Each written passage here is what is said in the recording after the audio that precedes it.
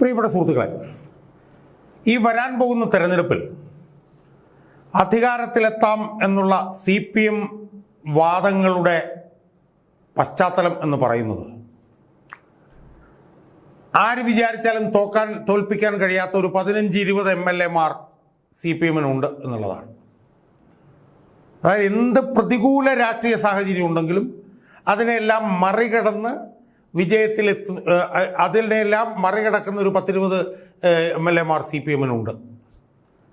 അപ്പോൾ CPM-ൻ്റെ vote bank ആയിട്ടുള്ള ഒരു 40% വോട്ട് ബാങ്ക്, അതിന് മുകളിൽ ഏത് കാലാവസ്ഥയിലും ജയിക്കാൻ കഴിയുന്ന ഒരു 15-20 പേർ. അപ്പോൾ രണ്ടും കൂടെ ചേരുമ്പോൾ ഏതാണ്ട് ഒരു 70-71 എത്തും എന്നുള്ളതാണ് CPM-ൻ്റെ ഒരു വിഭാഗം നേതാക്കളുടെ മലർപ്പൊടിക്കാരൻ്റെ സ്വപ്നം.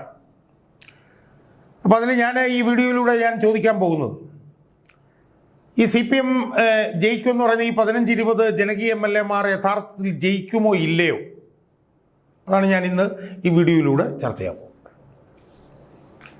ഈ ജനകീയ MLA-മാർ എന്ന് പറഞ്ഞൊരു വിഭാഗമുണ്ട്. ആ വിഭാഗം എന്ന് പറഞ്ഞു കഴിഞ്ഞാൽ അവർ മണ്ഡലത്തിൽ നടത്തിയിട്ടുള്ള വികസന പ്രവർത്തനങ്ങൾ, അവർ ജനങ്ങളുമായി പുലർത്തുന്ന ആഴത്തിലുള്ള ബന്ധം, അതിൻ്റെയൊക്കെ അടിസ്ഥാനത്തിൽ സംസ്ഥാന തലത്തിലുള്ള രാഷ്ട്രീയ കാറ്റ് എത്ര എതിരാണെന്ന് പറഞ്ഞാലും അതിനെല്ലാം അതിജീവിച്ചുകൊണ്ട് ഈ ജനകീയ MLA-മാർ ജയിക്കും. ഇതാണ് ഇതിൻ്റെ പുറകിലുള്ള ഒരു ലോജിക്ക്.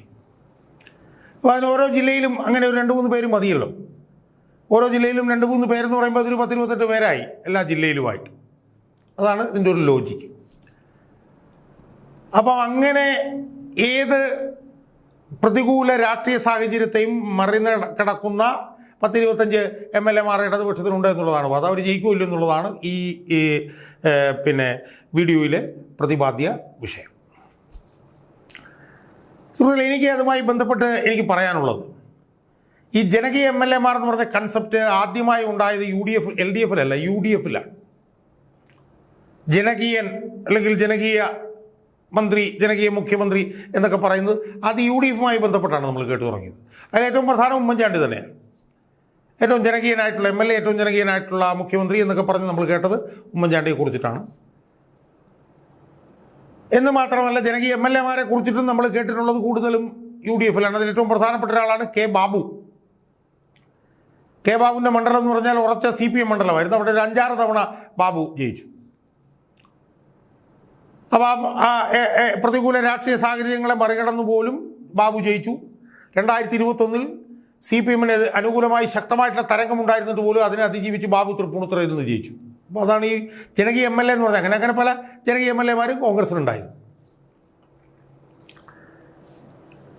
പക്ഷേ ഞാൻ ചോദിക്കാൻ പോകുന്നൊരു ചോദ്യം, ഈ ജനകീയ MLA-മാർ സംസ്ഥാന തലത്തിൽ ഉണ്ടാകുന്ന രാഷ്ട്രീയ വിഷയങ്ങളെ അവർക്ക് മറികടക്കാൻ കഴിയുമോ എന്നുള്ളതാണ് എൻ്റെ ചോദ്യം. ഞാൻ പറഞ്ഞു, ആദ്യം ജനകീയ MLA-മാരുടെ കൺസെപ്റ്റ് ഉണ്ടായത് UDF-ലാണ്. നമ്മൾ 2016 നമുക്കൊന്ന് പോകാം. 2016 കോൺഗ്രസ് മത്സരിക്കുമ്പോൾ കോൺഗ്രസിൽ ഒരുപാട് ജനകീയ MLA-മാരുണ്ടായിരുന്നു. കോൺഗ്രസിന് ഏറ്റവും ജനകീയനായിട്ടുള്ള ഒരു മുഖ്യമന്ത്രിയും ഉണ്ടായിരുന്നു. അപ്പോൾ ഈ ജനകീയ MLA-മാർ ഏത് പ്രതികൂല രാഷ്ട്രീയ സാഹചര്യത്തെയും മറികടന്ന് ജയിക്കും എന്നുള്ള ഒരു തിയറി നടപ്പിലായിരുന്നുവെങ്കിൽ 2026 UDF-ൻ്റെ ഒരു പിടി ജനകീയ MLA-മാരുണ്ടായിരുന്നു. അവരെല്ലാവരും ജയിക്കേണ്ടതായിരുന്നു. അതിൽ ജനകീയ മുഖ്യമന്ത്രിയായിട്ടുള്ള ഉമ്മൻചാണ്ടിയും ജനകീയ MLA ആയിട്ടുള്ള കെ ബാബുവും ഒഴിച്ച് ബാക്കി UDF-ൻ്റെ ഒരു പിടി ജനകീയ MLA-മാരുണ്ടായിരുന്നു. എല്ലാവരും 2016 തോറ്റുപോയി. ഇപ്പം എനിക്ക് ഓർമ്മയുണ്ട്, ഞാൻ ഉമ്മൻചാണ്ടിയോട് ചെന്ന് സംസാരിക്കുന്ന സമയത്ത് മണ്ഡലം കൈകൊണ്ട് തൊട്ട് അദ്ദേഹം പറയുമായിരുന്നു, ഷാജാനീൻ്റെ മണ്ഡലങ്ങളിൽ ജയിക്കും. അപ്പം ഞാൻ ചോദിക്കും, സാറേ പ്രതികൂല രാഷ്ട്രീയ ഇല്ല, ഒരു പ്രതികൂല രാഷ്ട്രീയ സാഹചര്യം വന്നാലും അതിനെ മറികടക്കുന്നവരാണ് ഈ പറഞ്ഞ ഇത്രയും MLA-മാർ. അതുപോലെയുള്ള വികസന പ്രവർത്തനങ്ങളാണ് നമ്മളവിടെ നടത്തിയത്. അതുപോലെ ജനകീയ ബന്ധമാണ് ജനങ്ങളുമായിട്ട് ഈ MLA-മാർക്കുള്ളത്. അതുകൊണ്ട് ഇത്ര MLA-മാർ ജയിച്ചിരിക്കും. അതുകൊണ്ട് എന്ത് പ്രതികൂല രാഷ്ട്രീയ സാഹചര്യം ഉണ്ടായാലും ഇവർ നമ്മളെ ജയത്തിലേക്ക് എത്തിക്കും എന്ന് ഉമ്മൻചാണ്ടി എന്നോട് ആണയിട്ട് 1-ലധികം തവണ 2016 പറഞ്ഞത് ഞാൻ ഓർക്കുന്നു. എന്നാൽ എന്താണ് സംഭവിച്ചത്? 2016 2 ഉണ്ടയില്ലാ വെടികൾ, അതായത് സോളാർ അഴിമതിയും ബാർക്കോഴയും, ഇത് രണ്ടും വന്നപ്പോഴത്തേക്ക് ജനകീയ MLA-മാരൊക്കെ തൂത്തുവാരി തോറ്റുപോയി. രണ്ടും ഉണ്ടയില്ലാത്ത വെടികൾ. ഒന്ന് ആലോചിച്ച് നോക്കണം. ഒന്നും തെളിഞ്ഞില്ല അതിനകത്ത് രണ്ടിനകത്ത്. അങ്ങനെ വന്നപ്പോൾ എല്ലാ ജനകീയ എം എൽ എമാരും തോറ്റു എന്ന് മാത്രമല്ല, സാമുദായിക സമവാക്യവും അന്ന് UDF-നെതിരായിരുന്നു. മുസ്ലിം ജനവിഭാഗത്തിൽ വലിയൊരു വിഭാഗം LDF-ന് അനുകൂലമായി, ക്രിസ്ത്യൻ മതവിഭാഗം LDF-ന് അനുകൂലമായി. അപ്പോൾ ഇതെല്ലാം സംസ്ഥാന തലത്തിൽ നടന്ന മാറ്റങ്ങളാണ്. ഈ സംസ്ഥാന തലത്തിൽ നടന്ന മാറ്റങ്ങളുടെ ഈ കാറ്റിൽ, ഈ കൊടുങ്കാറ്റിൽ വലിയ വികസന പ്രവർത്തനങ്ങൾ നടത്തുകയും ജനങ്ങളുമായി ആഴത്തിലുള്ള ബന്ധങ്ങൾ സ്ഥാപിക്കുകയും ചെയ്ത UDF-ൻ്റെ മിക്കവാറും എല്ലാ ജനകീയ എം എൽ എമാരും തോറ്റമ്പുന്നത് 2016 നമ്മൾ കണ്ടു. ഈ 2021 വന്നാലോ? 2021 വന്നപ്പോഴും UDF ജയിക്കുമെന്നുള്ള വലിയൊരു ട്രെൻഡ് ഉണ്ടായിട്ടും അതിനെ മറികടന്ന് ജയിച്ചത് എങ്ങനെയാണ്?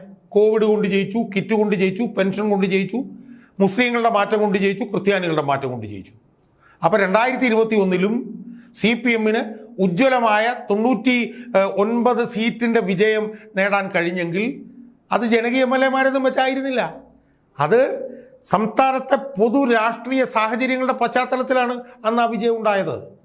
അപ്പോൾ 2016 2021 ഈ ജനകീയ എം എൽ എമാർ എന്ന് പറഞ്ഞ കൺസെപ്റ്റ് അമ്പേ പരാജയപ്പെട്ടു എന്നും സംസ്ഥാന തലത്തിൽ ഭരണം തീരുമാനിച്ചിരുന്നത് സംസ്ഥാന അടിസ്ഥാനത്തിലുള്ള വിഷയങ്ങളായിരുന്നു എന്നുമല്ലേ സുഹൃത്തുക്കളെ തെളിയുന്നത് 2016 2021 നോക്കുമ്പോൾ. എന്നാൽ ഇപ്പോൾ പറയുന്നത് എന്താണ്? ജനകീയ എം എൽ എമാർ ഇതിനെല്ലാം മറികടക്കാൻ ഒരു സാധ്യതയുമില്ല 2026 എന്നാണ് ഞാൻ വിശ്വസിക്കുന്നത്. കാരണം സംസ്ഥാന തലത്തിൽ ഒരു പിടി വിഷയങ്ങൾ ഈ ഗവൺമെൻറ്റിനെതിരായിട്ടുണ്ട്. ഭരണവിരുദ്ധ വികാരമുണ്ട്, പിണറായി വിജയനെതിരായിട്ടുള്ള വെറുപ്പുണ്ട്, അഴിമതിയുണ്ട്, ഒരു പിടി വിഷയങ്ങൾ, ശബരിമല കൊള്ളയുണ്ട്. ഇതെല്ലാം സംസ്ഥാന തലത്തിൽ LDF-ന് എതിരായിട്ടുള്ള വിഷയങ്ങളാണ്. ഇനി സാമുദായിക സമവാക്യം നോക്കിയേ. മുസ്ലിങ്ങൾ എൻ ബ്ലോക്കായി UDF-നാണ്, ക്രിസ്ത്യാനികൾ എൻ ബ്ലോക്കായി UDF-നാണ്. ശബരിമല കൊള്ളയുമായി ബന്ധപ്പെട്ട് ഹിന്ദു ജനവിഭാഗത്തിൽ പോലും ഭൂരിപക്ഷം UDF-ന് അനുകൂലമാണ്. അപ്പോൾ ഇതിനെല്ലാം കടന്ന് എങ്ങനെയാണ് ജനകീയ എം എൽ എമാർക്ക് ജയിക്കാൻ പറ്റുന്നത് എന്ന് എനിക്ക് മനസ്സിലാവുന്നില്ല.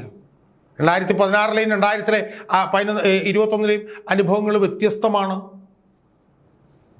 2016 ഒരുപിടി ജനകീയ എം എൽ എമാർ UDF-നുണ്ടായിരുന്നതാണ്. അങ്ങനെയാണെങ്കിൽ ആ എം എൽ എമാരെല്ലാം ജയിച്ചു വരേണ്ടതായിരുന്നു. അതിൽ നിന്ന് ഒരാൾ മാത്രമാണ് ജയിച്ചത്. കാരണം സംസ്ഥാനതല വിഷയങ്ങളെല്ലാം UDF-നെതിരായിരുന്നു. സാമുദായിക സമവാക്യങ്ങൾ UDF-നെതിരായിരുന്നു. ഇത് രണ്ടും എതിരായിരുന്നത് കൊണ്ട് അതിനെ ഒന്നും മറികടക്കാൻ ഒരു ജനകീയ എം എൽ എക്കും കഴിഞ്ഞില്ല. അതുതന്നെയാണ് ഇത്തവണയും സംഭവിക്കാൻ പോകുന്നത്. ഒരു ജനകീയ എം എൽ എയും ജയിക്കാൻ സാധ്യത വളരെ കുറവാണ്. എന്ത് വികസന പ്രവർത്തനം? ഇപ്പോൾ ഉമ്മൻചാണ്ടി എന്നോട് 2016 ഇലക്ഷൻ തോൽവിക്ക് ശേഷം എന്നോട് ചോദിച്ചു, ഷാജാനെ ഇതിനേക്കാൾ കൂടുതൽ എന്ത് ചെയ്തു കൊടുക്കാനാണ് ജനങ്ങൾക്ക്? ഇതിനേക്കാൾ കൂടുതൽ എന്ത് വികസന പ്രവർത്തനം ജനങ്ങൾക്ക് ചെയ്തു കൊടുക്കാനാണ്? ഇതിനേക്കാൾ കൂടുതൽ എന്ത് ക്ഷേമ പ്രവർത്തനം ജനങ്ങൾക്ക് ചെയ്തു കൊടുക്കാനാണ്? ഇതെല്ലാം ചെയ്തിട്ടും തോറ്റുപോയല്ലോ ഷാജാൻ എന്ന് ചോദിച്ചപ്പോൾ ഞാൻ പറഞ്ഞു, സാർ എന്ത് ജനകീയ എം എൽ എമാരുടെ കാര്യത്തിലും വികസനത്തിൻ്റെ കാര്യത്തിലൊക്കെ പറഞ്ഞാൽ സംസ്ഥാന തലത്തിൽ സാറിൻ്റെ സർക്കാരിനെതിരായിട്ട് ഒരുപാട് വിഷയങ്ങളുണ്ടായിരുന്നു സാർ. സംസ്ഥാന തലത്തിൽ ആ വിഷയങ്ങളാണ് തെരഞ്ഞെടുപ്പിൻ്റെ ജയപരാജയങ്ങൾ തീരുമാനിക്കുന്നത് എന്നാണ് മനസ്സിലാക്കേണ്ടത്. ആ സംസ്ഥാനതല വിഷയങ്ങളെ മറികടന്നുകൊണ്ട് ജനകീയ എം എൽ എമാരെ കൊണ്ടുവന്ന് വിജയിപ്പിക്കലും നടക്കില്ല സാർ എന്ന് ഞാൻ അന്ന് ബഹുമാനപ്പെട്ട ഉമ്മൻചാണ്ടിയുടെ അടുത്ത് ഞാൻ പറഞ്ഞതാണ്. ഇവിടെയും അതാണ് നടക്കാൻ പോകുന്നത്. ഇവിടെയും സംസ്ഥാന തലത്തിലുള്ള വിഷയങ്ങൾ മുഴുവൻ LDF-നെതിരാണ്. വികസനത്തിൻ്റെ മേഖലയിലെ നേട്ടങ്ങളും ജനകീയതൊന്നും പറഞ്ഞ് ആ വിഷയങ്ങളെ മറികടക്കാൻ വേണ്ടിയിട്ട് കഴിയില്ല. ഇപ്പോൾ പഞ്ചായത്ത് തിരഞ്ഞെടുപ്പിൽ തന്നെ എന്താ ഉണ്ടായത്? 50% കോൺഗ്രസ് ബൂത്ത് കമ്മിറ്റികൾ നിർജ്ജീവമായിരുന്നു. കോൺഗ്രസ്സുകാർ തമ്മിലടിയായിരുന്നു. എന്നിട്ടും UDF എങ്ങനെയാണ് പഞ്ചായത്ത് തിരഞ്ഞെടുപ്പ് ജയിച്ചത്? ശബരിമല കൊള്ള പോലുള്ള സംസ്ഥാനതല വിഷയങ്ങൾ UDF-ന് അനുകൂലമായി വന്നുകൊണ്ടാണ് UDF പഞ്ചായത്ത് തിരഞ്ഞെടുപ്പ് ജയിച്ചത്. അതുകൊണ്ട് നമ്മൾ മനസ്സിലാക്കിക്കൊള്ളൂ, ഈ ജനകീയ എം എൽ എമാരെ വെച്ച് ഭരണം പിടിക്കാമെന്നും വികസനത്തിൻ്റെ മേഖലയിലും ജനങ്ങളുമായിട്ടുള്ള ബന്ധത്തിൻ്റെ മേഖലയിലുമൊക്കെ ശക്തരായിട്ടുള്ള ജനകീയ എം എൽ എമാരൊക്കെ ഉണ്ട് എന്ന് CPM പറയുന്നത് ദിവാസ്വപ്നമാണ്, മലർപ്പൊടിക്കാരൻ്റെ സ്വപ്നമാണ്. ഒരു ജനകീയ എം എൽ എ 1-2 പേരൊക്കെ അവിടെ ഇവിടെയും ജയിച്ചാലായി, അതിനപ്പുറത്തേക്ക് ജയിക്കാൻ പോകുന്നില്ല. സംസ്ഥാനതല വിഷയങ്ങളാണ് is going to rule the roost. Pinarayi വിജയനെതിരായിട്ടുള്ള വികാരം, ഭരണവിരുദ്ധ വികാരം, ശബരിമല കൊള്ള, ഇതിൻ്റെ എല്ലാം അടിസ്ഥാനത്തിൽ ജനകീയ MLA-മാരൊന്ന് നിർത്തി ജയിക്കാം എന്ന് ഉള്ളത് വെറും സ്വപ്നമാണ്. അത് നടക്കാൻ പോകുന്നതേയില്ല എന്ന് പിന്നെ മെയ് 4 കഴിയുമ്പോഴത്തേക്കും ഈ CPM-കാർ മനസ്സിലാക്കാൻ പോവുകയാണ്.